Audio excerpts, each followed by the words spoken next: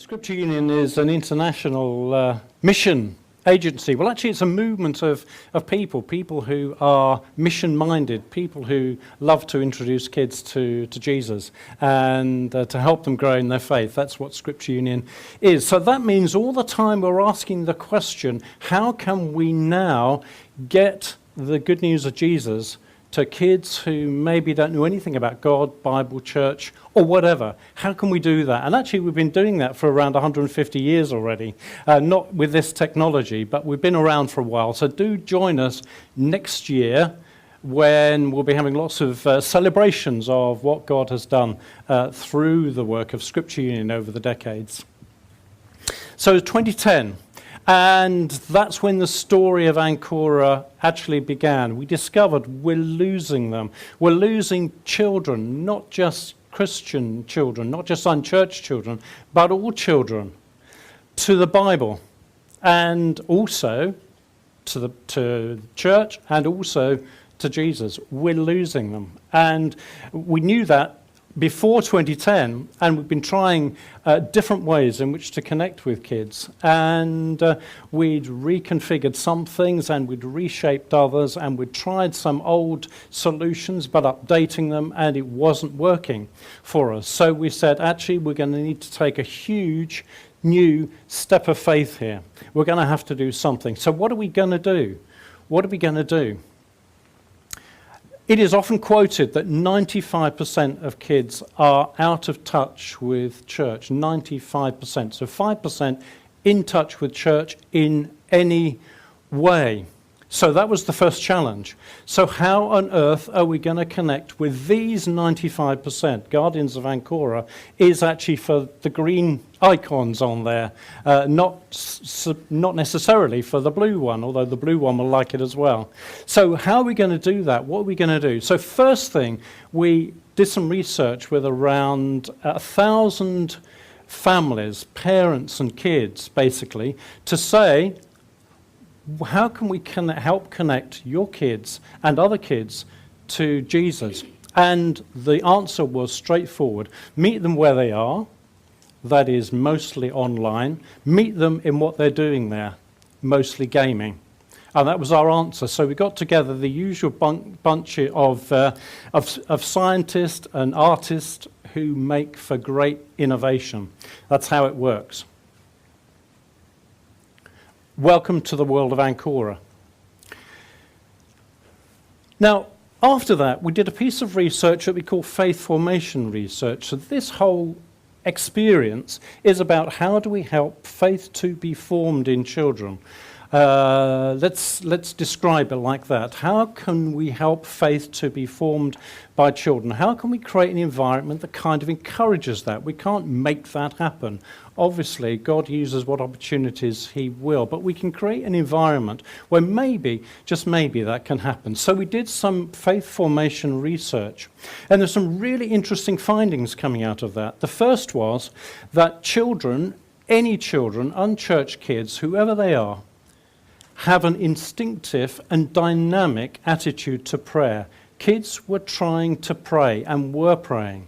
I don't know who they were praying to all the time, and I suspect they don't either, but they were seeing answers to their prayers in the way they described it to us. So what was clear was that in Ancora we had to create a space where they could express to God their prayer and to God our Father, as they discovered and saw Him through the Bible stories of Ancora. So they needed a prayer space. Now the second thing was that the Bible had become a foreign country to 8 to 12-year-olds. That's who this is for. The Bible had become a foreign country, a place that kids didn't go, a place that kids didn't really know about, a place, however, that would be really exciting if they could explore it through Ancora. So exploration of the foreign country became really, really important in this game. There's an exploration to be had. Thirdly, the research told us that kids saw the Bible as a sacred book. Great, good, that's okay, that's right. However, what it meant was it's not read. It's a sacred book, but it's not read. Yes, okay to have at home. It's respected. Granny had one, but it's not something to handle. It's not something to do anything with. So Guardians of Ancora needed to create a space which actually enabled kids to handle the Bible. It may be mysterious, it may be a sacred book, but you can get into it and you can unlock what's in there. So handling the Bible was really, really important to us in this game. And lastly, it was clear that kids needed to participate in stories imaginatively. In other words, it's not enough just to read them. They were going to participate in them imaginatively. After all, this is exactly what God does to us when we open the Scriptures. He invites us to participate in the big thing He was doing, He is doing, He will do. Active participation is absolutely key in here, and in gaming, it's impossible to enter that space and be passive. You have to be active. It's a good training ground for active discipleship. I think the favourite thing about the game for me is just how easy it is to play for the kids. It's really quick to get into. I think it's really well designed, which means it feels like a really high-class, high-quality game. But then you've got this dynamic where they're learning the Bible stories as well. And I think they're learning them in such a way that they're not just hearing the story, they're interacting with it, which means that they're almost playing their part within it, which really excites me because the Bible isn't just about learning a story, it's learning how to live it out as well. So, where did the idea come from for Ancora? Well, the very first principles came from children. And I think that was the best thing we did to start off this project. We actually sat and talked with children. So first question was to a whole bunch of children, some Christians, some not Christians, was, well, what are you doing as a player, as a champion, as a hero in this world? What world? We haven't described a world. But that was the first question. What kind of, if you like, what kind of golden mechanic is what we're getting towards? What are they going to be doing? Are they going to be running? Are they going to be jumping? Are they going to be fishing? Are they going to be climbing? Are they going to be free-falling? What are they going to do? And the answer came back really clearly. We want to be treasure seekers. Treasure seekers. Are you sure you don't want to do a whole lot of other things? No, treasure seekers was it. It clearly was. So Ancora was based on one key question we asked kids: what as the hero of this do you want to be doing? And they said treasure seekers. Then we turned to the world and we said, well, what kind of world is it? Let's think of the buildings and what's in the world. What kind of buildings would there be? And they had a whole range of buildings to choose from and make up their own. And they chose, well, they said Middle Ages, medieval type buildings, old type buildings, but the people have to be modern, is what they said. And then we pushed a bit further and said, describe the world of Ancora. We didn't call it Ancora back then. Describe this world. What's the best world that you want to be doing that in? And their best world was full of bright colours, full of light. It's a place that made them happy. It's a place actually that was full of water as well. Water flowing was really important to these kids. And we said, we're actually saying, don't you want a great dark world? We understand that kids like dark things and dark world. And actually, they really weren't going there. Kids weren't going there. What they said was, we want the bright, happy place with water and light as the two key themes. It was only after we built Ancora that we discovered that the kind of world that kids had created, saying, I really want to be there, is the world that we see in Revelation, which was quite fascinating given that many of them weren't Christians and many of them were not thinking like that at all. It's just the best place they could be, which was great for us. So those are some of the key questions that we asked them. And while we were wrestling with some of those questions and while we delivered some of the fundamentals of this world, and we were also at the same time writing the backstory to the world. Yes, there is Ancora the novel, the history, the saga, that will be available one day in some form. It is there. There's a whole backstory to this place, because the story is this world has lost its light. It's been stolen sometime in the past, and it's up to the Guardians of Ancora to recover the light by finding the old, ancient, treasured stories, which are obviously the stories of the Bible. So here are some of the big questions that we were wrestling with right early on in this game. What is it that children and parents will hire Guardians of Ancora for? What will they hire it for? In other words, what do they want to achieve with it? What is the best thing that they can hope to get from using it? What are they looking for in here? That's a really, really hard question. But I think that's a great first question before developing anything that's going to go public. What do people want this for? What do they need from this? Is it browser-based, or is it an app? That was a big question back then. And that was quite a key question, because we were planning browser all the way along until right at the last minute, when we almost run out of time, we decided to go app, and we are so pleased that we did. And then how future-proof can an app be? I'm sure it's a question that we're all asking. How long will apps be around? Well, I've heard those in the industry talk about actually just keep going. They will keep on developing for a long, long time. The question is, can you keep going with it, and can you keep up with those developments going along? But how future-proof will this be able to be?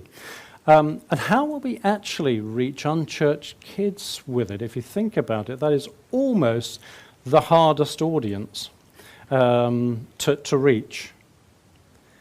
How can we fit together the serious intent of faith formation, if you like, growing disciples, into a fun game environment? The two things don't really sit comfortably together, do they? We wrestled with that for a long, long time. Will people pay for it? The biggie in terms of funding the thing. Will people pay for it? Or should it be freemium, or some other pay for method, some other pay for model? Well, look, I'm not going to answer all those questions now, but if you're interested in anything in those questions, I'm happy to pick them up in the question time a bit later. At the start, there are a lot of major big questions. Let's look to somebody else who's doing this kind of thing. And in terms of the depth of Bible engagement and prayer that we were trying to build into the game, we couldn't find another app anywhere that was doing that in such the same way. Plenty of great Bible storytelling apps, but not genuine engagement with an encouragement for broader faith formation. So, there we go. So those were some of the big questions.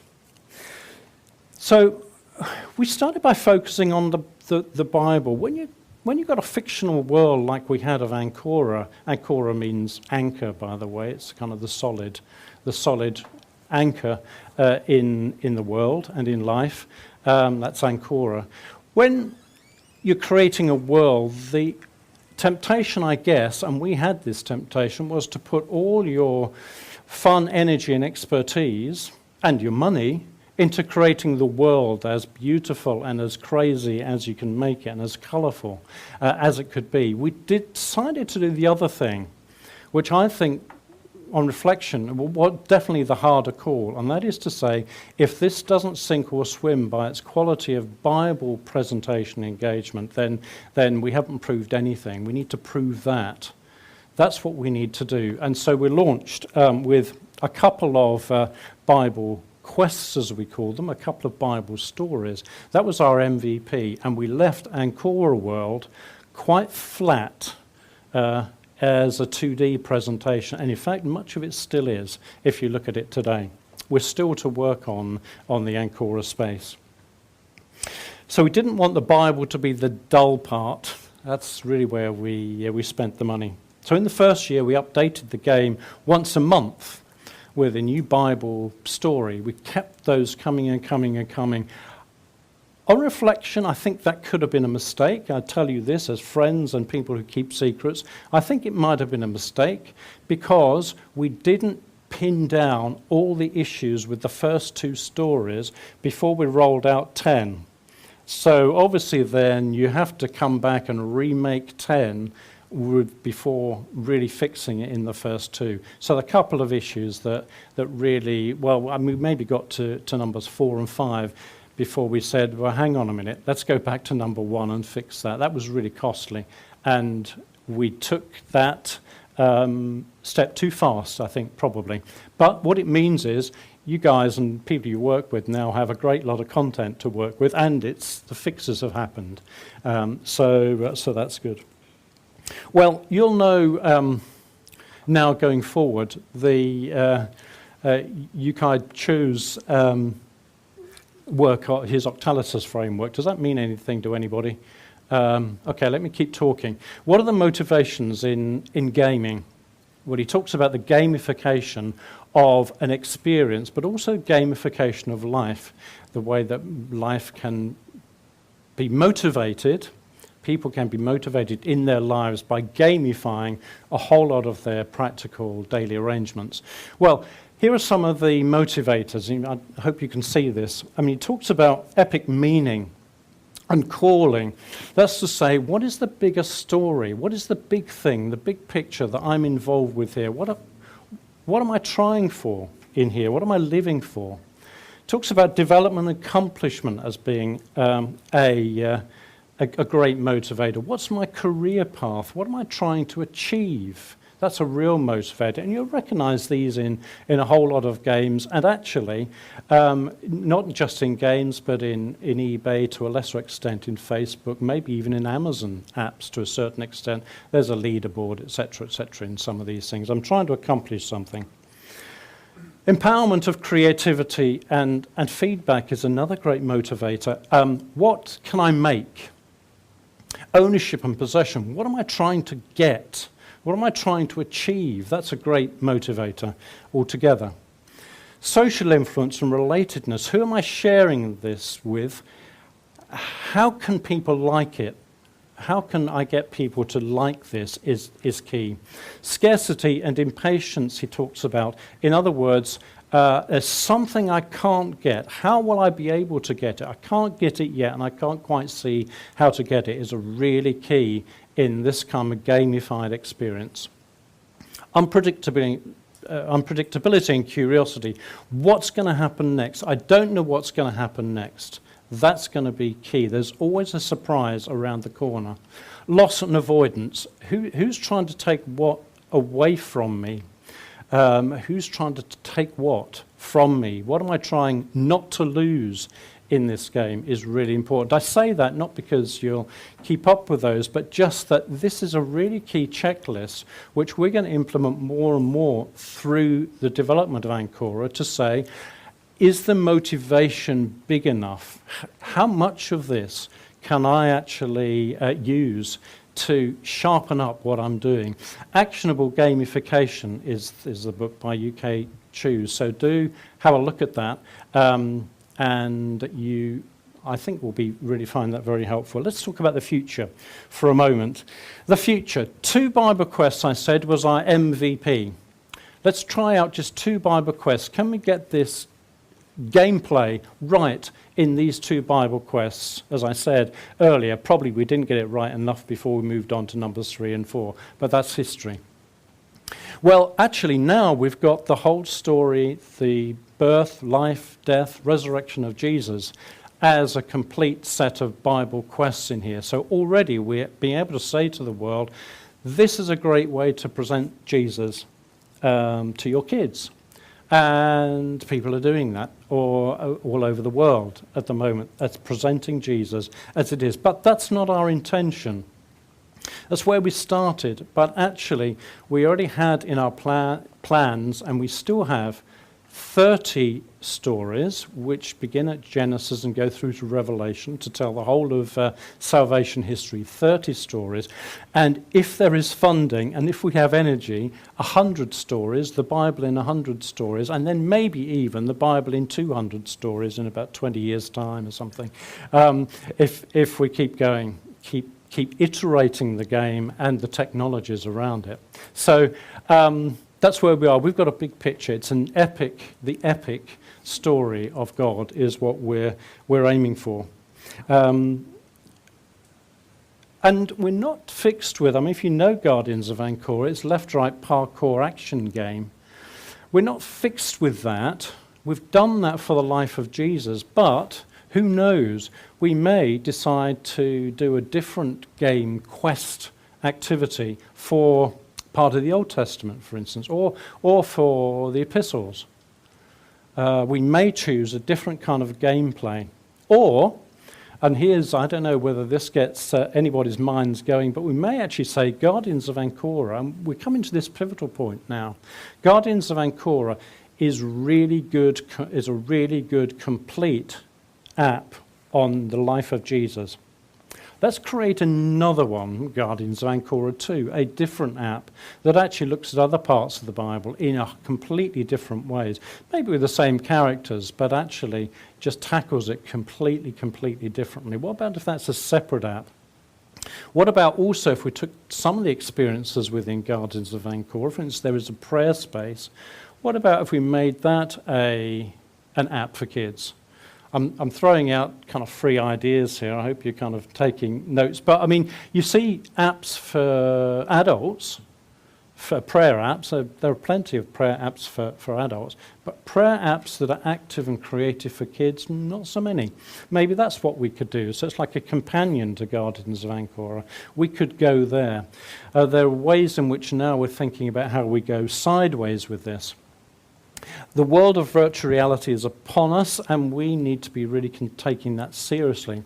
Ancora, the Ancora gameplay in the Bible quest, so the streets of Capernaum, the hillsides, the Lake of Galilee, were created by our game agency in such a way that if we want to take the step into virtual reality, it's not a huge step. You can walk down the streets of Capernaum, and you can meet with the folk, and you can go into the stores, and you can buy stuff in a virtual reality kind of environment. We're seriously thinking about this right now. So if we had virtual reality, what is that? Is that a different way to do the same thing? Is that an enhancement? So you've played these levels in this app, unlock this experience, which is your virtual reality experience. Go and get this free of charge and download it, and take it to another level. Go meet those people again in a different way. What about if we could do that? And we've wrestled with some of the, I guess, moral, educational, theological issues surrounding that. And if I walk down the streets of Capernaum, who can I meet? Can I meet Jesus? Can I talk to Jesus? What does Jesus say back to me in a virtual reality world? Same thing, really, that we could do now. But it relates, because it's so emotional, it raises up a whole lot of different issues, I think, in the way we use it with kids. But we've been thinking about some of that. If that's what you're exploring, I'd love to hear from you tonight. Languages. We've just started work on Welsh, and we're about to start work on Arabic, which is a great combination of languages to start work on. And obviously there will be others that roll out after that. So, what's been the response to Guardians of Ancora? The response has been great. We're in the UK, and we're known in the UK, and particularly out from the UK church. That's kind of where we decided to start. Get the church family engaged with Ancora so they can reach out with it, and then we'll think about the rest of the world if there is a use for it in the rest of the world, and there seems to be. So then obviously other languages will follow. But what's the response been like? Well, these kids, you may have seen it on Songs of Praise last year. Kids were asked, "Are you Christians?" And I just love this clip. Are you guys Christians? No. Well, that's really interesting, because although you're not Christians, the content of this game is about the Bible and Christianity, but you still find it interesting. It's a story, but it's in a fun game as well, so you learn about it, but you're still having fun playing it. That's great. Can you see how that takes us right back to Scripture Union's mission? And if we've got kids who are non-Christian saying, it's fun, I'm going to do this, and it's going to tell me about the Bible, and that's okay, and Jesus, that's a good thing. I want to briefly mention, then we're going to keep quiet for a while we take a break, finally mention in this section how we define success, how Scripture Union defines success. Well, obviously, the easy things that we can measure are downloads and users and territories and things like that. And if I told you that since we launched in July 2015, we now have over 130,000 users who have played the game. I don't know how that number sounds to you. It's a free app. It's free of charge. We've got 130,000, mostly in the UK. And of course, with under-reporting, which is the data sharing that you're requested to do from your mobile device, or you could do with app developers, it may be as much as 4 times that number, because only around 25% of people are going to give the app developers the ability to use their data and analytics. So it could be that we've actually reached 500,000, but we don't know, so we call it 130,000, and that's fine in terms of numbers of users. What data are we going to do beyond downloads, users, territories, etc.? What are we going to do?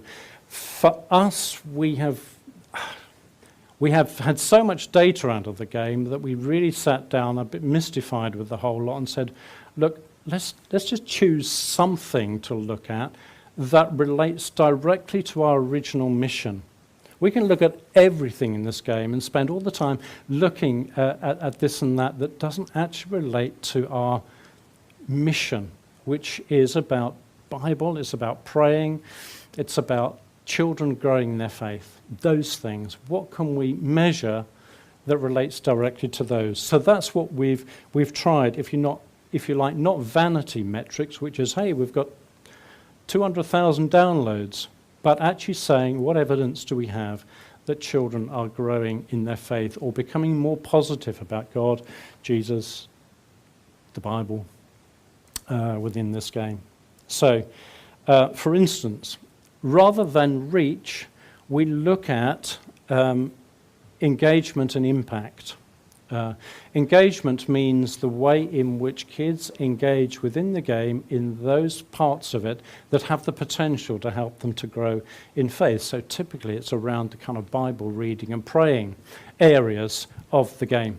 So let's look at those. And then for impact, it's about retention. How good are we retaining kids within the game? The game is somehow embedded in their lives or in the lives of their churches or their families or their schools or whatever in their group. And that's why a chart like this is really interesting. And I share this with you just so you can kind of see the thinking that's going on behind this. So this is a chart of all Bible quests played by week. Okay, so if you draw down to the detail, I mean, take for instance, the week of here, 25th of April, this is 5,000, 10,000. So the blue line is that's about 12,000 in that week. 12,000 Bible quests, Bible gameplays were started. Okay, so if we've had 130,000 players recorded, 12,000 gameplays on the Bible quest that week were started. That's only 10% of the kids who are playing the game actually got into the Bible part of it. That tells us something quite interesting. The figures have improved since this time, but we needed to look at that seriously. The red line there shows us the number of times kids finished that experience. In other words, got to the end of a Bible story. And you see, there's some real challenges in here, not only the overall amount of Bible engagement, but also this. This number started, this number finished. Therefore, that tells us something about the game. We've moved on since then. We really drilled down to what is it within the Bible playing that kids leap out of it far too early. And that's why, if you've seen the game recently, we've divided stories up into chapters, and that's really helped to improve on those metrics. But that's the kind of thing that we're looking at that relate precisely to our mission. I'm going to pause there, and we're going to have a break, I think, and then we'll have some question time.